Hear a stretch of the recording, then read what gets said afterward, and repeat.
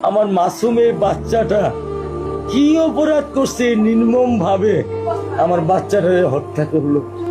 আমি এই বাচ্চাটা ছাড়া আমি থাকবো কেমনে? এই 8 বছরের মাসুম একটা বাচ্চা কি অপরাধ? আমি এই কলজাটা ছাড়া আমি থাকবো কেমনে? আমার এই বাচ্চাটা আমি ঘরে ঢোকার আগে ফ্রিজের মধ্যে আমার জন্য শরবত বানায় রাখে। আমার বড় মেয়ে না, আমার ছোট মেয়ে 8 বছরের মেয়ে। বাবা শরবতের ছবি এখানে লাগায় রাখছে, বাবা তুমি আমাকে নিয়ে যাবা। আমি বলছি আল্লাহ, বাবা তুমি আল্লাহর কাছে যাও, আমার তো নেওয়ার দিয়ে যাওয়ার ক্ষমতা নাই। আমার মেয়ে আল্লাহর কাছে চলে গেছে, আমার মেয়ে আল্লাহর কাছে চলে গেছে।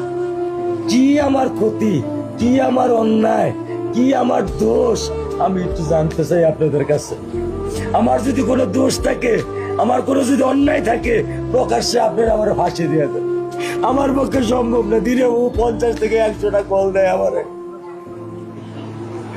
বাবা তুমি কখন আসবা, বাবা তুমি কখন আসবা, বাবা তুমি কখন আসবা। 8টা বছর আমি আমার বুকের এই ঘরে ঘুম পাড়াইছি। আমি আজকে আমি কার সাথে ঘুম আসবো? আমি কি দিয়ে মনে সান্ত্বনা দিব? আমার অপরাধ কি?